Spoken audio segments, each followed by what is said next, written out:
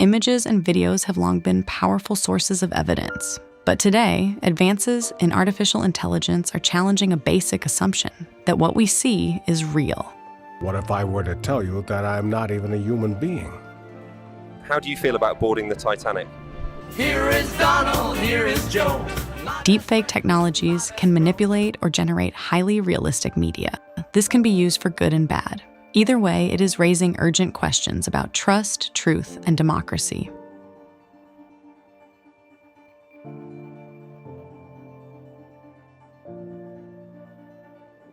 My name is Federica Russo. I'm a professor of philosophy and ethics of technoscience at Utrecht University, and I am the coordinator of Solaris project. Solaris is a European-funded project, interdisciplinary and an international project as well, in which we study deepfakes and the impact on democratic processes. Deepfakes have been around on social media for a while, so likely many of us have been looking at some of those. And some of these were funny. For instance, there was one circulating with Tom Cruise doing a fancy dancing, but some others felt they were worrying. For instance, there was at some point a deep fake of Zelensky saying things that he never said. It's a fake announcement of President Zelensky laying down arms against the Russian forces. Let's take a listen. Глянути правді у вічі не вийшло. Стало тільки гірше. Значно гірше.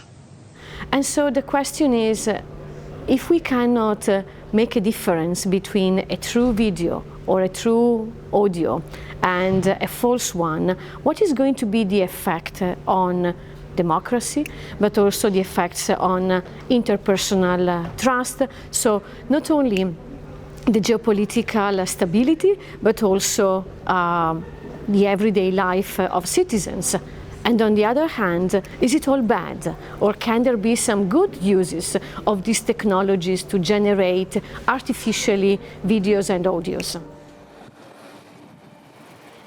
Solaris brings together researchers and experts from different countries and disciplines to address a problem that cannot be understood from a single perspective.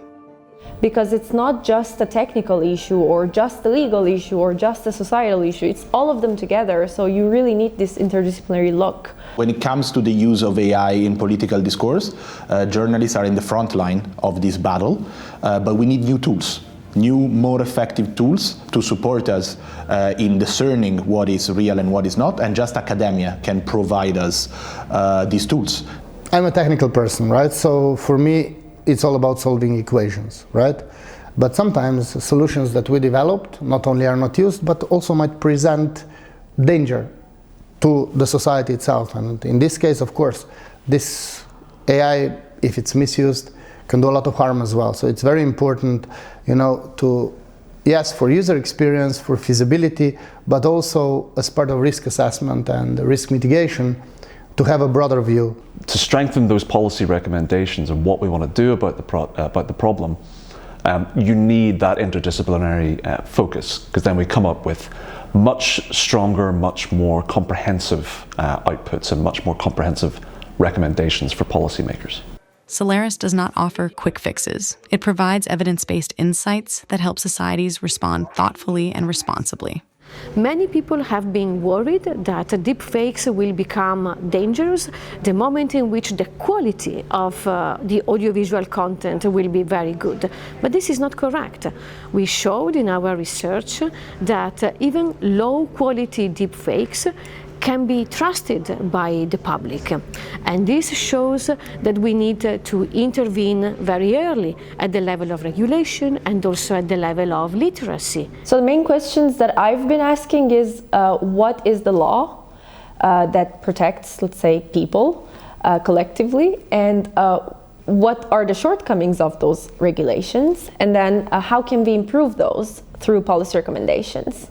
Policy recommendations should focus more on immaterial harms, for example, reputational damage or vulnerable victims like women who suffer from deepfake pornography, and so on and so forth. So let's say if a product is faulty, you can get some compensation, or if you're hurt from it physically, you can get some compensation, but not necessarily from those immaterial harms.